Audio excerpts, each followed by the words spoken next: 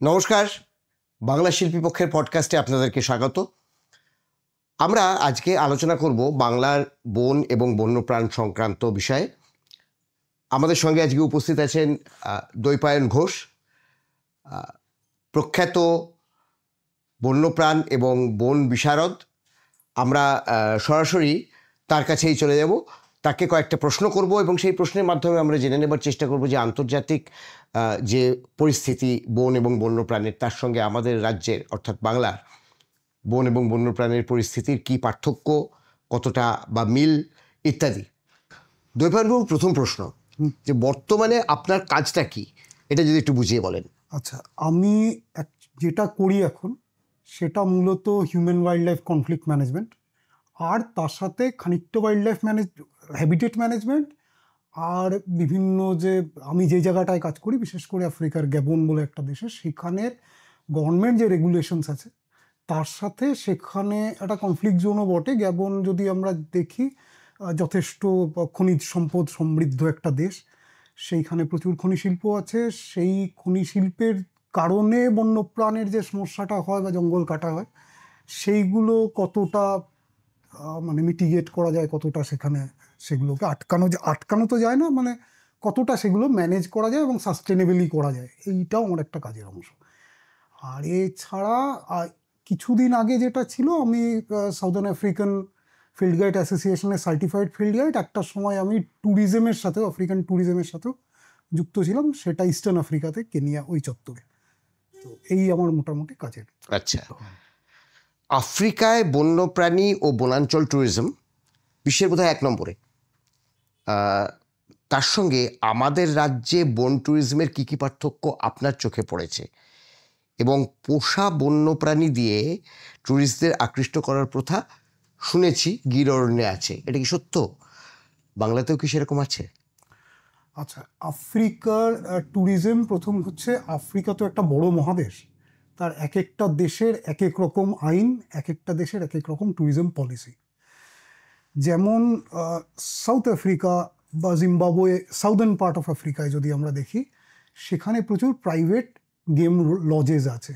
সেখানে ওই মানে ব্যক্তিগত জঙ্গল, একটা ঘেরা জায়গা বড়, তার মাঝখানে নানা রকমের পশু পাখি, গাছপালা, ওই চত্বরেরই গাছপালা, পশু পাখি ওখানকারই, যেমন সেটা সিংহ হতে পারে, সেটা জেব্রা হতে পারে, সেটা জিরাফ, যে buffalo, African wild buffalo, Nile crocodile, সবই আছে। মানে একদম আফ্রিকান ব্যাপারটা, জঙ্গলেই, খুব ন্যাচারাল হ্যাবিটেট, কিন্তু সেটা প্রাইভেট।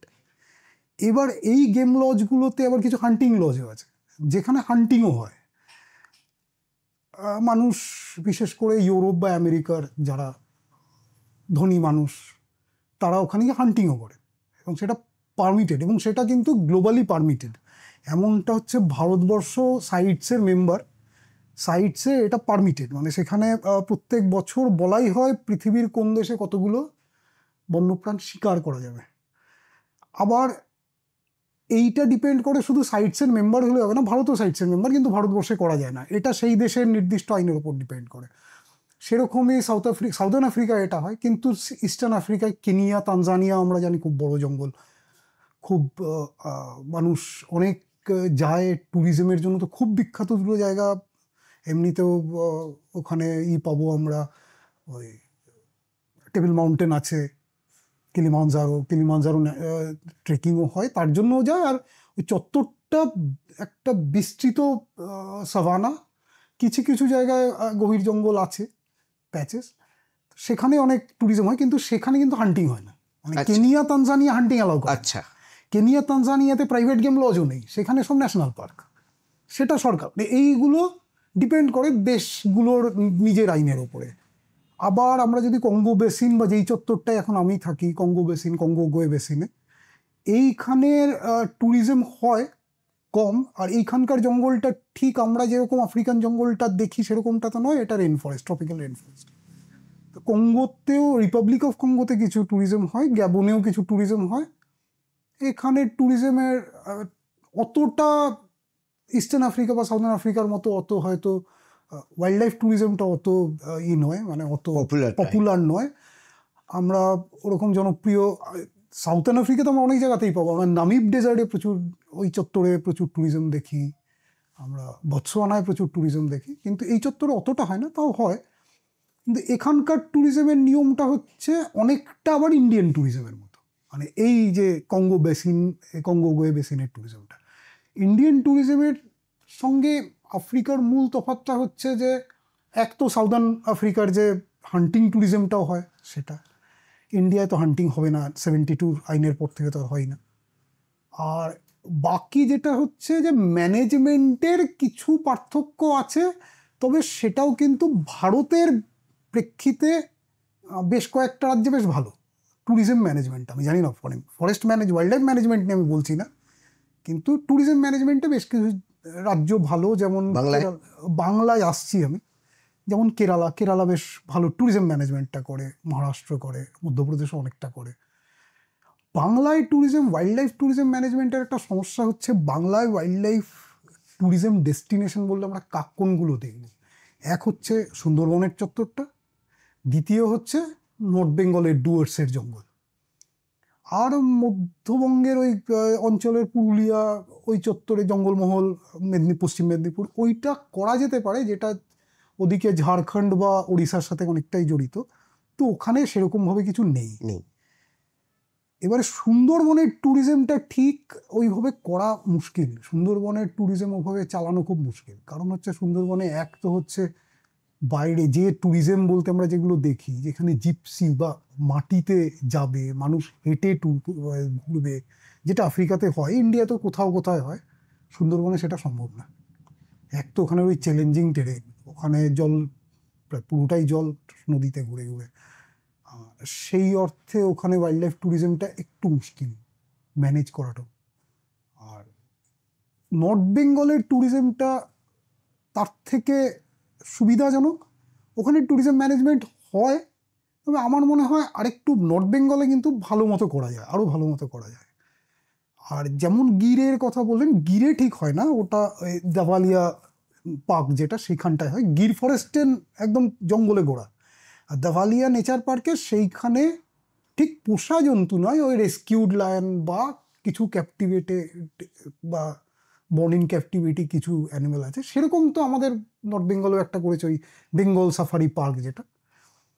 তো তবে সেটার স্কেলটা দাভালিয়ার স্তরে উঠানো যায়, মানে সেটা যেরকমটা এখন বেঙ্গল সাফারি পার্ক, আমি যাইনি যদিও, আমি যতটা পড়েছি, ওঠানো যায়।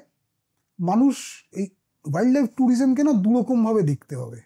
একটা হচ্ছে যারা হার্ডকোর ওয়াইল্ড লাইফ ট্যুরিজম করে, যারা জঙ্গলে ঘুরবে, মানে হার্ডকোর জঙ্গলে ঘুরবে। আরেক হচ্ছে যারা পশু পাখি দেখবে, হ্যাঁ একটা বন্য পরিবেশে পশু পাখি দেখবে। হার্ডকোর ট্যুরিজমটা হচ্ছে একদম জঙ্গলে, তার পশু পাখি দেখতেই হবে এমন কোনো অনেক সময় থাকে না, বা তাদেরকে অনেক অপেক্ষা করতে হয়। ধরুন জঙ্গলে গেল কেউ বাঘ দেখতে, বাঘ দেখাটা কিন্তু খুব সহজ বিষয় না, বেশ খাটতে হয়। মানে ইনফ্যাক্ট এখন যদিও মধ্যপ্রদেশ বা মহারাষ্ট্রে বলছে গেলেই বাঘ দেখা যায়, উত্তর ভারতের অনেক জায়গায় গেলে বাঘ দেখা যায় মোটের উপর, কিন্তু তাতে ওই গেলেই প্রথমবারেই বাঘ দেখে না, 4-5 বার সাফারি করলে হয়তো বাঘ দেখতে পাবেই।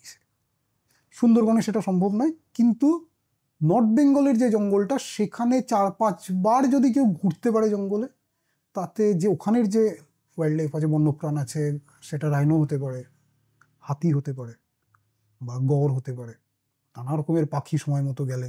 বার্ডিং নিয়ে লাতপাঞ্চারে তো একটা বড় মানুষ যায়, ট্যুরিস্ট যায়, সেইগুলোকে যদি আরেকটু ডেভেলপ করা যায়, আরেকটু ম্যানেজ করা যায়। যেমন পারমিট সংক্রান্ত একটা সমস্যা, আমি বহু আগে ডুয়ার্সে গেছিলাম, তো পারমিট সংক্রান্ত একটা সমস্যা ওখানে আছে, বিনা পারমিটে জঙ্গলে অনেক সময় ঢুকে পড়া যায়, এইগুলো ম্যানেজ করা উচিত। এই আর থাকার জায়গাগুলোতেও নয়, হোটেল বা রিসর্ট কেন্দ্রিক না করে, যেটা আফ্রিকাতে খুব দেখা যায়, ওই ইকো হাট, মানে একদমই ক্যাম্প করার উপরে জোর দিলে না অনেক সুবিধা হয়। মানে এটা হচ্ছে হার্ডকোর ট্যুরিস্টদের জন্য, তারা ক্যাম্পে থাকলো, রিসর্টে থাকলো না, সেটা হয়তো খানিক কিছু ক্ষেত্রে জঙ্গলের ভেতরে ছাড় দেওয়া যেতে পারে। ভারতবর্ষের কিছু জঙ্গলে কিন্তু ছাড় দেওয়া আছে, যেমন উত্তরপ্রদেশ এবং উত্তরাখণ্ডের জঙ্গলগুলো বড় বড় টাইগার রিজার্ভ আছে, করবেট আছে, রাজাজি আছে, উত্তরপ্রদেশও পিলিভিত আছে, আছে।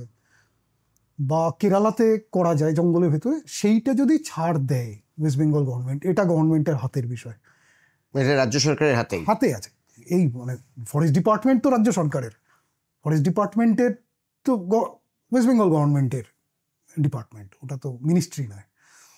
আর যেটা করা যায় না সেটা হচ্ছে কিছু সেন্ট্রাল অ্যাক্ট আছে, এনটিসি এর একটা গাইডলাইন আছে, কিছু সেন্ট্রাল গাইডলাইন্স আছে, যেমন টাইগার রিজার্ভের কোর এরিয়ায় 20%-এর বেশি জায়গায় ট্যুরিজম করানো যায় না, সেগুলো না করালেই হলো। তাছাড়া বাফার জোনে যদি ইকো হাট করা যায়, হার্ডকোর যারা জঙ্গল ঘুরতে গেছে তাদের খুব একটা হয়তো নেই, মানে বাঘ মানে এক্ষুনি দেখতে হবে, একটা সাফারি করলো বা দুটো সাফারি করলো তার মধ্যেই দেখতে হবে না, সে হয়তো 1 সপ্তাহ ধরে আছে।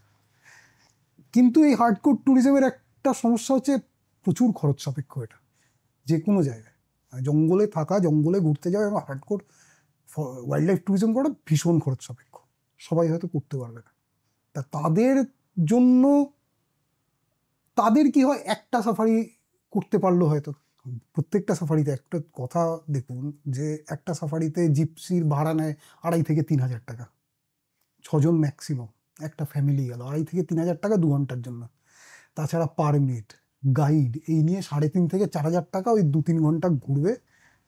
এরকম যদি কেউ একটা ট্যুরিজম, একটা সাফারি করে জঙ্গল দেখতে যায়, তার পক্ষে কিন্তু ওই অনেক সময় দুপুরে সকালে বেরোলাম কিচ্ছু না দেখে ঘুরে আসতে পারি, তার জন্য ওটা কিন্তু খুব গায়ে লাগবে, ভীষণ একটা গায়ে লাগার বিষয় না।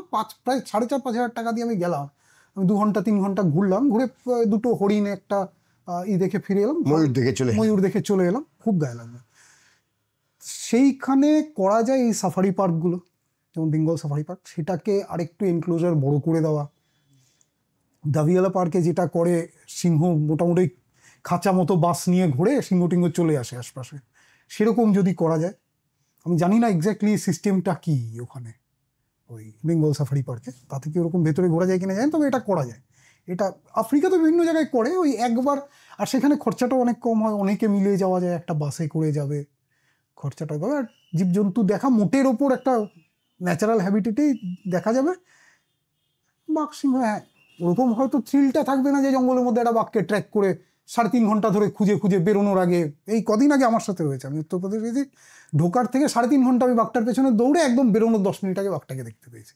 সে নাও দেখতে পারতাম, তার আগে দুবার আমার সঙ্গে, আগে একবার হয়েছে আমার সাথে, ওই সেদিনই সকালবেলায়, সারাটা সকাল ঘুরেছি 4 ঘন্টা ধরে, প্রত্যেকবার এমন জায়গায় যাচ্ছি বাঘটা সেখান থেকে বেরিয়ে চলে গেছে, 3টে বাঘ সেখানে ছিল, চলে যাচ্ছে, আমি পরে পৌঁছচ্ছি। এরকম হয়েছে সারা সকাল আমি 2টো হরিণ আর একটা সম্প দিয়ে ওই রকম 2-3টে জিনিস দেখে ফিরে এসেছি। আবার দুপুরবেলায় গেছি, 3.5 ঘন্টা কিচ্ছু করিনি, এক জায়গায় দাঁড়িয়ে আছি। এবার একজন ট্যুরিস্ট যে একবারের জন্য জঙ্গলে যাচ্ছে, সেরকম 3.5 ঘন্টা এক জায়গায় দাঁড়িয়ে থাকতে পারবে না, ওরকম একটা টাকা খরচা করে গিয়ে সেই এক জায়গায় দাঁড়িয়ে থাকা মানে এটা মানা যায় না। তাদের জন্য কিন্তু এটা করা যেতে পারে, ওই ধরনের সাফারি পার্ক যেখানে ঘুরবে, খুব একটা জীবজন্তুর অসুবিধা হবে না। বনাঞ্চল এবং বন্যপ্রাণী, এটা তো হচ্ছে মানে ভারতে যৌথ তালিকায় আছে, কেন্দ্রও দেখে রাজ্যও দেখে। সেক্ষেত্রে আমাদের রাজ্যের বনাঞ্চল এবং বন্যপ্রাণী আইনে কোনো রকম খামতি আপনার চোখে পড়েছে? আইনগুলো বেশিরভাগই কিন্তু ইউনিয়নের আইন, যেটা ম্যানেজমেন্ট সেইটা রাজ্য সরকারগুলো করে। এইখানে কিছু সমস্যা ডেফিনেটলি হয়েছে। একটা সমস্যা, বিশেষ করে আমি যেহেতু কনফ্লিক্ট নিয়ে কাজ করি, কনফ্লিক্ট ম্যানেজমেন্টে একটা বড় সমস্যা হয়েছে দক্ষিণবঙ্গের হাতির সাথে। যে জঙ্গলমহলে দলমার হাতি যে বেরিয়ে আসছে পুরুলিয়া, বাঁকুড়া, মেদিনীপুর এই চত্বরে, সমস্যাটা কি হচ্ছে, হাতি এক তো উড়িষ্যার সাথে একটা সমস্যা চলছে, উড়িষ্যা বর্ডার দিয়ে দিচ্ছে, ওখানে ট্রেঞ্চ কেটে দিচ্ছে, হাতি ঢুকতে পারছে না। হাতির হ্যাবিটেট, হাতি তো ওরকম খুব ঘুরে ফিরে বেড়ায়, মানে হাতি কিন্তু সারা বছর মাইগ্রেট করে, ওদের একটা নির্দিষ্ট মাইগ্রেটরি রুট আছে, সে রুটটা হয়তো ওরা 1000 বছর ধরে ফলো করছে, ওই একই রুটে ওরা। দলমা রুটটা যেমন, দলমা থেকে নামে পশ্চিমবঙ্গে ঢোকে শীতকালটায়, ঘুরে ঘুরে ঘুরে ঘুরে তারপরে কেউ ওড়িশা হয়ে ঝাড়খণ্ডে ঢোকে, আবার কেউ সোজা ঝাড়খণ্ডে ঢুকে খানিকটা ঘুরে আবার দলমায় ফিরে যায়, পুরো বছরটা ধরে। ওই গরমকালের শুরুর দিকে দলমায় ঢুকে পড়ে। এইটা ছিল রুটটা, রুট ভেঙে গেছে, আমাদের কারণে হয়েছে, হাইওয়ে হয়েছে, উড়িষ্যার সঙ্গে বর্ডারে ওরা ওদের রাজ্য দেখার জন্য করেছে। এটা তো শুধু একটা রাজ্যের বিষয় নয়, হাতির ক্ষেত্রে তো নয়, কারণ যেহেতু 2-3টে রাজ্য একসঙ্গে জড়িত, ঝাড়খণ্ড আছে, উড়িষ্যা আছে। ঝাড়খণ্ডে দলমাতেও করেছে ওরা, দলমার চারদিকে ডিভিসির ক্যানেল ট্যানেল খুঁড়ে, আর যে হাতি বেরিয়ে পড়ছে আর ঢুকতে পারছে না। তো হাতি কি হচ্ছে, ওয়েস্ট বেঙ্গলে থেকে যাচ্ছে।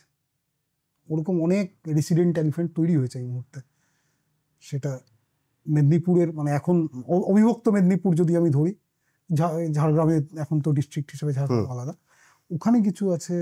মেদিনীপুরের বিভিন্ন জায়গায়, বাঁকুড়ায়, ময়ূর ঝর্ণাতে প্রথমে চেষ্টা করা হয়েছিল ময়ূর ঝর্ণাতে এলিফ্যান্ট স্যাংচুরি করার, সেটাও খুব একটা দাঁড়ায়নি। আগের গভর্নমেন্টের আমল থেকেই চেষ্টা চলছে, খুব একটা দাঁড় করানো যায়নি, কারণ হাতিকে ওইভাবে ড্রাইভ করে কোনো একটা জঙ্গলে ঢোকানো খুব মুশকিল। তাই জন্য ময়ূর ঝর্ণা খুব একটা সাকসেসফুল হয়নি। তো এই যে হাতিগুলোকে ম্যানেজমেন্ট, এবার মানুষ, হাতি কোথাও রেসিডেন্ট হয়ে গেলে একটা ছোট প্যাচের মধ্যে তার আশপাশে মানুষ রয়েছে, হ্যাবিটেট রয়েছে, ক্ষেত খামার, খেতে ঢুকে পড়ে, বাড়িঘর ভেঙে দেয়, বাড়িঘর কাঁচা বাড়ি হলে তো ভেঙে, বা ধানের গোলায় ধান খেয়ে নেয়। এই ম্যানেজমেন্টটা করার ক্ষেত্রে সাউথ বেঙ্গলে কিন্তু সমস্যা আছে। এইটা ঠিকমতো করা হচ্ছে না। বেশ কিছু, আমি নেহাত কারো নাম বা কোনো পদের নাম নিচ্ছি না, কোনো জেলার নামও নেব না, বেশ কিছু জায়গায় যারা বনের আধিকারিক অফিসার বিভিন্ন রকমের, বিভিন্ন স্তরে, তারা অদ্ভুত অদ্ভুত সব আনসাইন্টিফিক কাজকর্ম করছেন। মানে হাতিকে খাইয়ে একটা নির্দিষ্ট জঙ্গলের মধ্যে আটকে রাখার জন্য তাকে সেখানে খাবার জোগান দেওয়া। এবার আমরা ছোটবেলার থেকে জানি হাতির খোরাক তো অত সহজ জিনিস নয়, মানে হাতিকে কি করে খাইয়ে আমি আটকে রাখবো, সেটাই, এটা করা যায় না। বেরিয়ে পড়ছে হাতি, ঝাড়গ্রামে ঢুকে পড়েছে। ঝাড়গ্রামে আগের বছরই তো বোধহয় সে মারাও গেল হাতি। সেটা তোলা, যেমন হাতিটাকে বলছে ট্রাঙ্কুলাইজ করেছে, আমি এক্স্যাক্টলি জানি না, আবার আমি কারো নাম নেব না। তো ট্রাঙ্কুলাইজ করেছে, তাতে তোলার যে সিস্টেমটা, জেসিবি দিয়ে হাতি তোলার একটাই করেছিল, তাতে হাতিটা বলছে, অনেকে বলছে বেশি ট্রাঙ্কুলাইজ করার জন্য মারা গেছে, অনেকে বলছে তোলার ধরন ভুল ছিল, মারা গেছে। আমি যেহেতু সেখানে ছিলাম না, তো আমি জানি এক্স্যাক্টলি কেন মারা গেছে জানি না। তবে এই ধরনের রেস্কিউয়ে যদি ওয়াইল্ড লাইফ মারা যায়, সেটা কিন্তু ফেলিওর। আর হাতি যেহেতু আমাদের ন্যাশনাল হেরিটেজ অ্যানিমেল এবং শিডিউল 1 অ্যানিমেল, বাঘের মতো একই রকম একটা গুরুত্বপূর্ণ জিনিস, অত বড়, তাকে হ্যান্ডেল করা খুব মুশকিল। তো এই ধরনের গন্ডগোল আছে। আপনাকে রাজ্যের বন দপ্তরের মন্ত্রী করে দিলে আপনি কি করবেন? না, এইটা খুব কঠিন প্রশ্ন। আমাকে বন দপ্তরের মন্ত্রী, অ্যাকচুয়ালি বিষয়টা না পুরোটা মন্ত্রীর ওপরও ডিপেন্ড করে না, এই জিনিসগুলো না ডিপেন্ড করে ব্যুরোক্রেসির ওপরে। আমরা যারা আইএফএস আসছেন, ইন্ডিয়ান ফরেস্ট অফিস সার্ভিসেসের বা ওয়েস্ট বেঙ্গল ফরেস্ট সার্ভিসেসের, অনেকেই, আমি করবো যে বেশিরভাগই তারা অনেক কিছুই মানে জানেন এবং যথেষ্ট পড়াশোনা করে আসেন, বনটা বোঝেন, জঙ্গলটা বোঝেন। কিন্তু না এইটা আমরা দেখি, আমাদের এই বনের আইনগুলো সবকটাই না একটু ওই ইম্পিরিয়াল টাইমের আইন, তো ব্রিটিশরা করে গেছে। এই সমস্যাটা কেনিয়া, সাউথ আফ্রিকাতেও আছে। এই যেখানে ব্রিটিশরা ছিল, সবখানের আইনই ভীষণ কড়া সব আইন। আমাদের আইনও যেমন ভীষণ কড়া একটা 72 আইন, কিন্তু না আইনগুলো কোনোভাবে রেভিনিউ ড্রিভেন, কিভাবে রেভিনিউ বাড়ানো যায়, যে এটার একটা আছে। অ্যাফরেস্টেশন নিয়ে আমার তো ব্যক্তিগত ধারণা, অ্যাফরেস্টেশনের নামে যেগুলো হচ্ছে সেগুলো খুব একটা ঠিক হচ্ছে না। মানে এটা তো হয় না একসঙ্গে, যেমন এই অ্যাফরেস্টেশনের একটা অ্যাক্ট আছে, একটা 72 আইন আছে, আবার একটা 2006 আইন আছে যেটা ফরেস্ট রাইট অ্যাক্ট। সমস্যাগুলো কোথায় হচ্ছে, যে এটা কিন্তু ব্যুরোক্রেসির সমস্যা, আইন কিন্তু সবকটাই আছে। সমস্যা কি হচ্ছে, যারা বনজীবী মানুষ বনগ্রামগুলোতে গিয়ে বলছে, তাদের তো আবার এফআরএ দিচ্ছে না তাদেরকে। এখানে আইনটা কেন্দ্রের, ল্যান্ড রেভিনিউ রাজ্যের, বনগ্রামের স্বীকৃতি কে দেবে? রাজ্য দেবে না কেন্দ্র দেবে? এই সব জায়গায় অনেকগুলো ঝামেলা আছে। মানে এফআরএটা তো কেন্দ্রের আইন, আবার ওখানে যদি বনগ্রামের পাট্টা দিতে হয়, সেটা রাজ্যকে দিতে হবে। তো এই যে প্যাঁচগুলো, এই প্যাঁচে সমস্যাগুলো তৈরি হচ্ছে। এই সমস্যাগুলো মূলত তৈরি হচ্ছে ব্যুরোক্রেসির জন্য। তাই এই আইনগুলো হচ্ছে না, বনগ্রামে পাট্টা পাচ্ছে না। আবার অ্যাফরেস্টেশনের নামে সেখানে গিয়ে সেগুন গাছ লাগিয়ে দিচ্ছে। তারা যেখানে ছাগল চড়ায়, গরু চড়ায়, সেখানে গিয়ে সেগুন গাছ লাগিয়ে দিচ্ছে ফরেস্ট ডিপার্টমেন্ট, কারণ ফরেস্টের ল্যান্ড, রেভিনিউ ল্যান্ড তো না, লাগিয়ে দিচ্ছে। এবার এফআরএতে তাদের বলা হয়েছে তারা ওখানে গরু ছাগল চড়াতে পারে, সেখানে গিয়ে সেগুন গাছ লাগিয়ে বলছে না তুমি কালকের থেকে চড়াতে পারবে না। তো এইটা তো ঠিক মন্ত্রী হয়ে আটকানো যায় না। তাই আমার মনে হয় না মন্ত্রী হলে আমি কিছু করতে পারতাম, মানে ইমিডিয়েটলি মন্ত্রী হওয়ার বিষয় না, এটা গোটা সিস্টেমটাকেই ই করতে হয়। মন্ত্রিত্ব করতে গিয়ে একটা ভূমিকা থাকে, পলিসির ইস্যুস থাকে। তো পলিসি ইস্যুতে এই ঝামেলাটা আছে, মানে এটা ব্যুরোক্রেসির, এবং এটা আজকের থেকে না, শুরুর থেকে। আর এই দুই ধরনের স্কুল অফ থটস, একটা হচ্ছে এই আদিবাসীরাই জঙ্গলের রক্ষক, আরেকটা হচ্ছে ডিপার্টমেন্ট জঙ্গলের রক্ষক। এই স্কুল অফ থটসের ঝামেলাটা কিন্তু আজকের নয়, মানে এই ঝামেলা বহুদিনের। একদিকে বোম্বে ন্যাচারাল হিস্ট্রি সোসাইটির সময় থেকে, মানে আমরা সেলিম আলী হন বা ওই উনি ছিলেন দুধওয়ার, বিলি জন সিং, এরা তো মূলত ওই বোম্বে ন্যাচারাল হিস্ট্রি সোসাইটির তৈরি করেছিলেন। এদের এটা হচ্ছে ওই মানে মানুষ অন্য প্রাণ আলাদা, এবং এদের ধারণায় ওই 1972 অ্যাক্ট দুর্দান্ত ব্যাপার, একটা 1972 অ্যাক্ট ভালো অ্যাক্ট, কিন্তু ওর তার ব্যুরোক্রেসিকে এনারা সমর্থন করেন। আবার অনেক জায়গায় এখন যেটা নতুনভাবে পরিবেশ আন্দোলনের মধ্যে উঠে আসছে, যে আদিবাসীদেরই জঙ্গলের মূল অধিকার, তাদের একটা ভূমিকা আছে, মানে তারা আরেক রকম ভাবে ব্যাপারটাকে দেখেন। তো এই এক মানে এই দুটোকে যতক্ষণ না মেলানো যাবে ততক্ষণ এগুলো চলবে। কোচিং নিয়েও এই একই ঘটনাগুলো চলবে, এগুলো সব জড়িয়ে, মানে কোচিংয়েও যদি দেখি আমরা, দীর্ঘ আলোচনা হয়ে যায় কোচিংয়ের সঙ্গে কিভাবে এই দুটো জিনিস জড়িয়ে।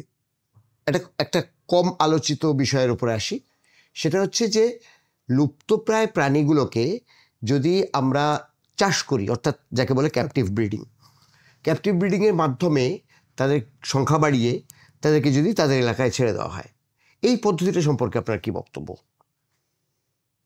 এটা পৃথিবীর বিভিন্ন জায়গায় হয়, ভারতবর্ষে হয়। হিমালয়ান গ্রিফন নিয়ে হচ্ছে এই মুহূর্তে চলছে। হিমালয়ান গ্রিফন তো শকুন তো কমে গেছিল, রিওয়াইল্ডিং চলছে, কিন্তু একদম ক্যাপটিভ ব্রিডিং করে ছাড়া হচ্ছে। কিছু ক্ষেত্রে এটা করা যায়, কিছু ক্ষেত্রে, মানে যেমন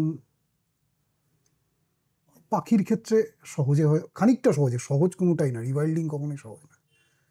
রেপটাইলস, অ্যাম্ফিবিয়ান্সে খানিকটা করা যায়, সুন্দরবনেই তো হচ্ছে, কুমির প্রকল্প, কুমিরে আছে, বা কচ্ছপও তো কচ্ছপ, হ্যাঁ। কিন্তু এই বিষয়টা যখনই আরেকটু মানে হরিণও করা যেতে পারে, হার্বিভোরাসও বিভিন্ন সময় করা যেতে পারে, করা হয়ও, তবে মূল সমস্যাটা সেখানে হয় যারা হান্টার, যারা প্রেডিটর, বড় বিড়াল হোক, বিশেষ করে বড় বিড়াল, ভারতের তো বড় বিড়ালদেরই সমস্যা, বড় হোক ছোট বিড়ালদেরও ব্যাপার আছে এখানে অনেকগুলো, অনেক রকমের। যেমন আমাদের পশ্চিমবঙ্গেরই তো ফিশিং ক্যাট, আমাদের স্টেট অ্যানিমেল, তার অবস্থা খুব একটা ভালো নয়। ক্যাপটিভ ব্রিডিংয়ের পরে এদেরকে রিওয়াইল্ড করার, কিন্তু এদের শিকার শেখাতে হবে। আচ্ছা, এদেরকে প্রথম কথা, আর যেটা ওর মা শেখায়, এদের জঙ্গলে কি হয়, জঙ্গলে এর মা একে শিকার শেখায়। ফিশিং ক্যাটকে তার মা শেখায় কি করে মাছ ধরতে হবে, নিয়ে গিয়ে মাছ ধরা, এটা কে শেখাবে? সে তো ক্যাপটিভিটিতে হয়েছে, জঙ্গলে ছাড়লে সে খাবেটা কি? আরেকটা সমস্যা হচ্ছে, ঠিক ছেড়ে দিলে তো হবে না। আমরা আজকে পশ্চিমবঙ্গে ফিশিং ক্যাটের সমস্যাটা কোথায়? সমস্যাটা হচ্ছে তার হ্যাবিটেটে। ফিশিং ক্যাটের হ্যাবিটেট যদি ঠিক থাকতো তাহলে আজকে এই অবস্থা হয় না। হ্যাবিটেটের মাঝখান থেকে আমরা রাস্তা বানিয়েছি, প্রচুর ডেভেলপমেন্ট হয়েছে, জলাভূমিগুলোকে তো যেভাবে সেভাবে বন্ধ হয়েছে। ডানকুনি ওয়েটল্যান্ডের আজকে যা অবস্থা, বা যে কোনো মানে সবকটা ওয়েটল্যান্ড, ডানকুনি ওয়েটল্যান্ডে তো প্রচুর ছিল, হাওড়া হুগলি মিলিয়ে একসময় এই মেছো বাঘ, তো এখন তো নেই, মানে এখন খুব কমে গেছে। হ্যাবিটেট যতক্ষণ না ঠিক করা যাবে, এক হচ্ছে এদেরকে ওই ক্যাপটিভ ব্রিডিং করে ছাড়বোটা কোথায়? ছাড়ার তো কোনো জায়গা নেই। আর যেটুকু জায়গা আছে সেখানে নতুন করে বাড়িয়ে গেলে তো হবে না, প্রত্যেকটা জায়গার একটা ইকোলজিক্যাল ক্যারিং ক্যাপাসিটি থাকে, সে তার বেশি হয়ে গেলে তো সে বাইরে থাকবে এবং তারপরে কনফ্লিক্টে মারা যাবে। আর এই ছোট বিড়াল ফিশিং ক্যাটটার তো রাস্তাঘাটে চাপা পড়ে মারা যাবে, মানুষ পিটিয়ে মেরে ফেলবে অমুকের বাড়ির মাছ খেয়ে নিচ্ছে বলে। আর হ্যাবিটেট যদি ন্যাচারাল থাকে না, আমার মনে হয় না যে ক্যাপটিভ ব্রিড করে ছাড়ার খুব দরকার আছে। শকুনের হিমালয়ান গ্রিফন ছাড়া হয়েছে, একদম শেষ হয়ে যাচ্ছিল সেই জন্য, কিন্তু ছাড়ার পরেও সেটাকে সাকসেসফুল করতে গেলে তার হ্যাবিটেট ঠিক রাখতে হবে। তার থাকার জায়গাটা, থাকা খাওয়া নিশ্চিন্তে থাকবে, খাবে, এটা ঠিক রাখতে হবে। আর ওই হ্যাবিটেট যে ভেঙে টুকরো টুকরো আইসোলেটেড হয়ে যায়, এটা হলে খুব মুশকিল। এইটা হলে কি হয় যে ওই যখনই ক্যারিং ক্যাপাসিটি ছাড়িয়ে যায় তখনও তো বাইরে চলে আসার চেষ্টা করে, অন্য একটা জায়গায় থাকার জায়গা খুঁজতে যায়। টুকরো টুকরো টুকরো টুকরো থাকার জায়গা হলে কি এক টুকরো থেকে আরেক টুকরো যেতে গেলে তো মানুষের মধ্য দিয়ে যেতে হবে, তখন কনফ্লিক্ট হবেই, মারা পড়বে। আর ছোট বিড়াল বিশেষ করে যেটা ফিশিং কেটের সঙ্গে তো এটা খুব বড় ঝামেলা, রাস্তা কি করে ক্রস করবে, রাস্তার উপর দিয়ে তো হাই স্পিডে গাড়ি যাচ্ছে, লরি, এগুলো এগুলো কি করে করবে। তাই এক হচ্ছে হ্যাবিটেটগুলো যদি জোড়া যায়, একটা হ্যাবিটেটের সাথে আরেকটা হ্যাবিটেটকে কোনোভাবে ওই একই রকম প্রাকৃতিকভাবে জুড়ে দেওয়া, ওইটুকু জায়গায় আমি ভাবলাম যে যেমন টাইগার রিজার্ভগুলোতে যেমন হচ্ছে যে core zone, buffer zone, eco sensitive zone, এইভাবে করে করিডোর, এইগুলো হচ্ছে। এখানে তো অত বড় জঙ্গল লাগছে না, তো ছোট, আর এখানে তো ঠিক জঙ্গল নয়, ওদের থাকার জায়গায় একটু ঝোপঝাড়, জলাশয়, জলার জমি, গর্ত টর্ত আছে, ওরকম জায়গা। এরকম ক্লাস্টারগুলোকে দিয়ে যদি মানুষও থাকবে সেখানে, কিন্তু ওই মাঝখানে রাস্তা টাস্তা না করে যদি জুড়ে দেওয়া যায় কোনোভাবে, জায়গাটাকে বড় করা যায়, যতটা ওরকম জায়গাকে জুড়ে জুড়ে জুড়ে জুড়ে, সেভাবে করলে নিজের থেকে বেড়ে যাবে, কোনো অসুবিধা হবে না, ও নিজের থেকে বেড়ে যাবে, ও কাউকে বাঁচাতে হয় না এখানে, যা তাকে থাকতে দিলে সবাই নিজের মতো থাকতে পারবে।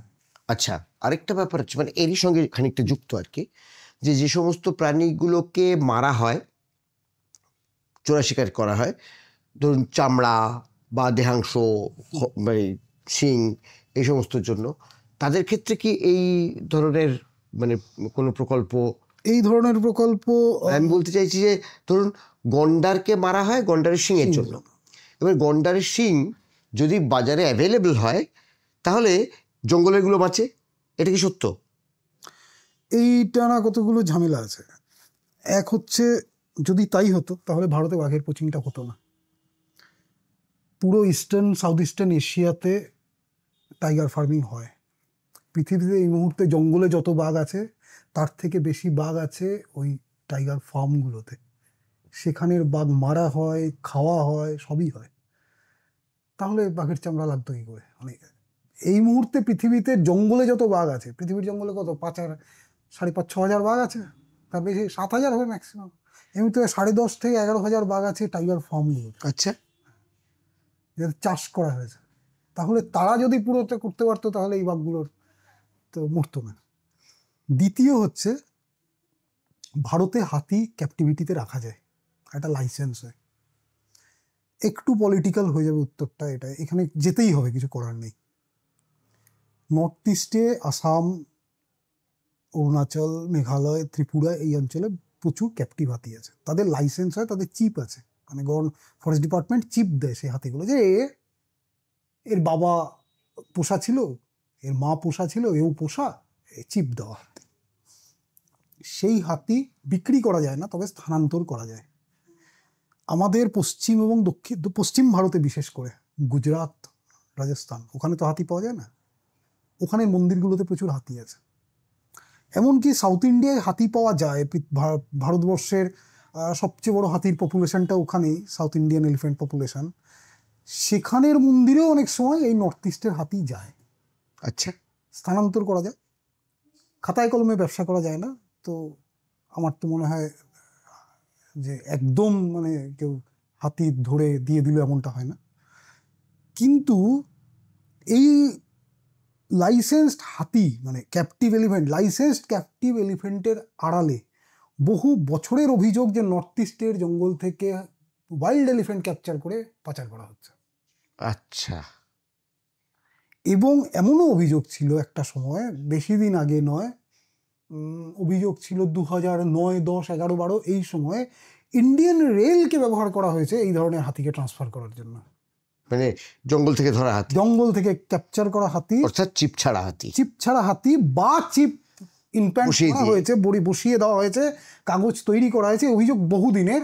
এবং ওখানকার আসামের এক এমএলএ, যিনি দিল্লির খুব ঘনিষ্ঠ, তার বিরুদ্ধে এরকম অভিযোগ ছিল যে তিনি এই বিষয়টার একটা মাথা, এবং করা হয়।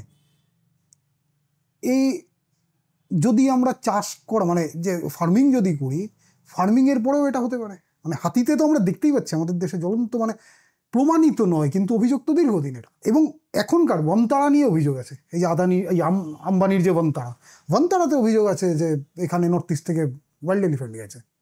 বনতারায় যে হাতি রেস্কিউ সেন্টার ওরা করেছে, ওরা বলছে যে সব ক্যাপটিভ এলিফ্যান্ট যেগুলো ঠিকঠাক ছিল না, মন্দিরে ছিল বা কোথাও ছিল, সেগুলোকে রাখা হচ্ছে। কিন্তু এখানে তো অভিযোগ আছে, এখানে তো সুপ্রিম কোর্টে শুনানি হয়েছে যে বনতারাতে, যদিও প্রমাণিত নয় আবার, যে বনতারাতে নর্থ ইস্টের হাতি গেছে, ওয়াইল্ড এলিফ্যান্ট নিয়ে যাওয়া হয়েছে। এই অভিযোগ তো আছে। এবং অভিযোগ এত বারবার আসে এই হাতিটা নিয়ে, যেহেতু হাতিটার ওই দুরকমই আছে, ওয়াইল্ডেও আছে আবার ক্যাপটিভিটিতেও আছে, তাই নিয়ে এই অভিযোগটা কিন্তু প্রচুর আসে যে এত ক্যাপটিভ এলিফ্যান্ট আসছে কোথা থেকে, এবং নতুন নতুন এলিফ্যান্ট আসছে কোথা থেকে। হাতি তো বাচ্চা দেয় বেশ অনেক পরে, 12 বছর 13 বছরে এক একবার বাচ্চা হয়, এত বাচ্চা কোত্থেকে হচ্ছে। তো এই নিয়ে অভিযোগ কিন্তু আছে যে ফরেস্ট ডিপার্টমেন্ট ওই কুনকি দিয়ে ধরা হাতি ফরেস্ট ডিপার্টমেন্ট বিক্রি করে দিচ্ছে, এরকম অভিযোগ আছে। আমাদের রাজ্যে নেই, অন্যখানে আছে, বিশেষ করে নর্থ ইস্টের রাজ্যগুলোতে অভিযোগ আছে।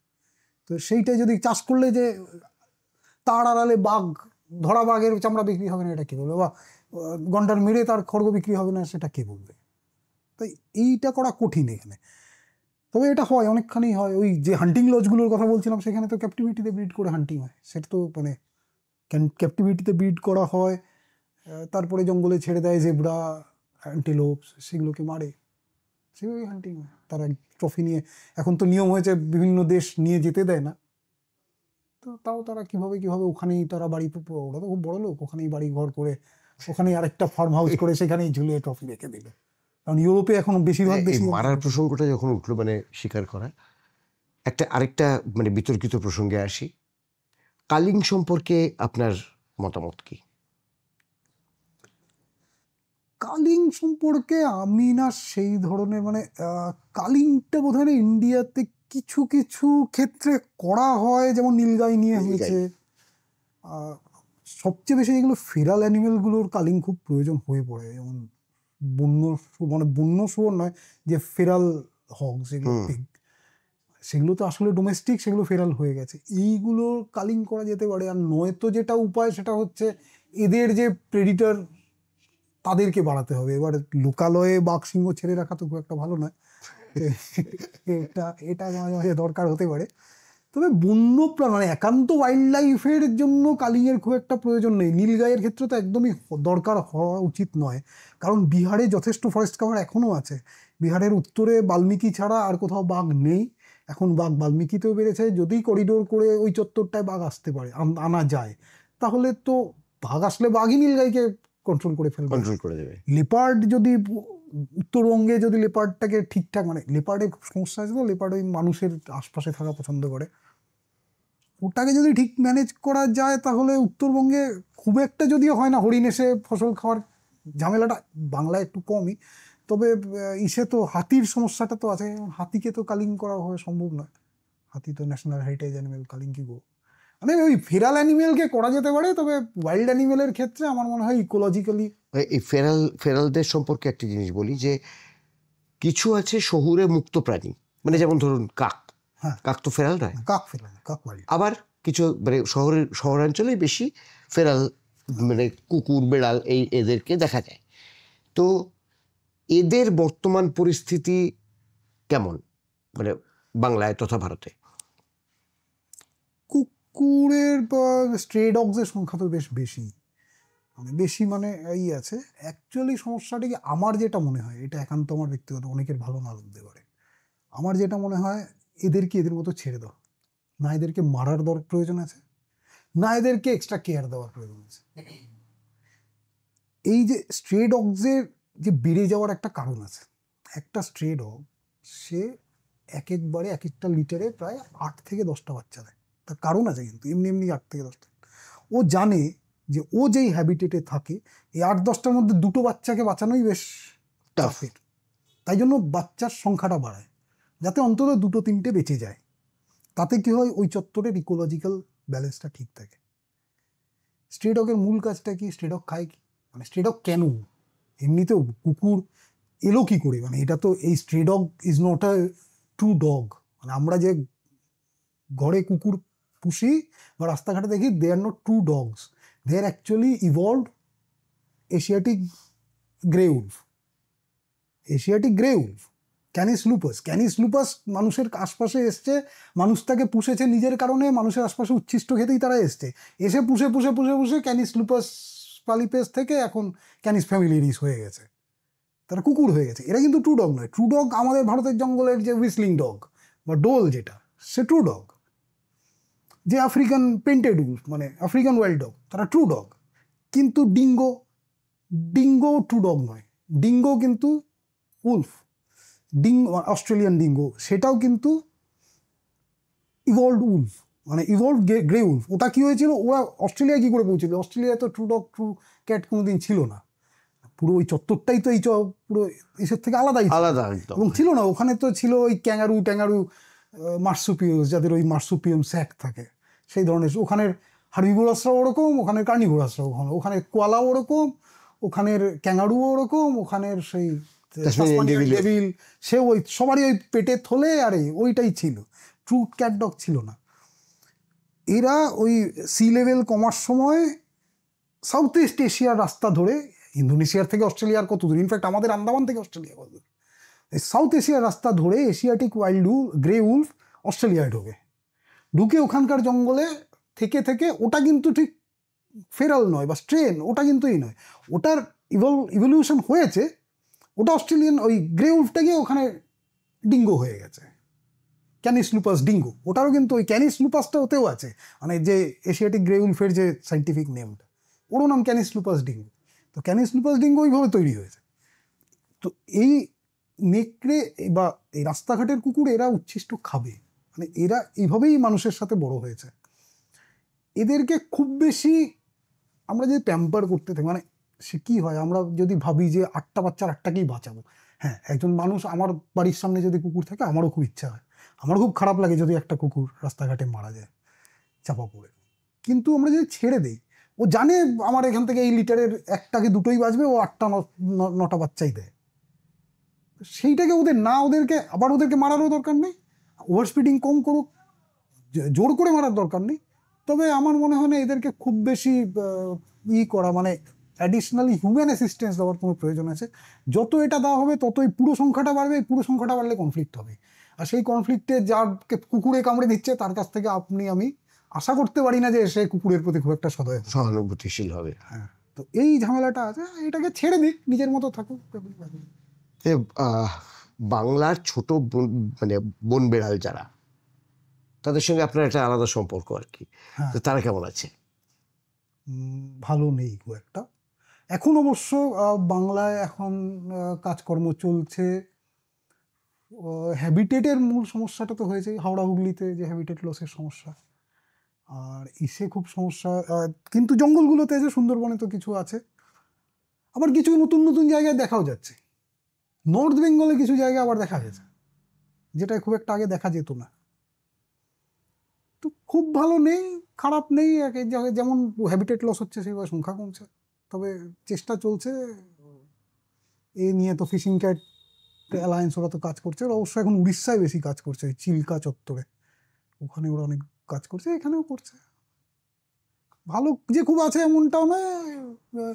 রোজই তো প্রত্যেক শীতকালেই আমরা দেখবো যে গাড়ি চাপা পড়ে মারা যাচ্ছে। শীতকাল সময়টা আসলে বাচ্চা টাচ্চা দেওয়ার সময় হয়তো ওরা এদিক ওদিক একটু চলে যেতে চায়, তখন প্রচুর অ্যাক্সিডেন্ট হয়, মারা যায়। আমাদের সঙ্গে ছিলেন দ্বৈপায়ন ঘোষ, প্রখ্যাত বন্যপ্রাণ বিশারদ এবং বন্যপ্রাণী বিশারদ। উনি থাকেন মধ্য আফ্রিকার গাবন রাষ্ট্রে। আমরা তাকে আজকে আমাদের এখানে আমাদের এই পডকাস্টে পেয়ে অত্যন্ত আনন্দিত। ধন্যবাদ। নমস্কার। আমাদের এই এপিসোড এখানেই শেষ।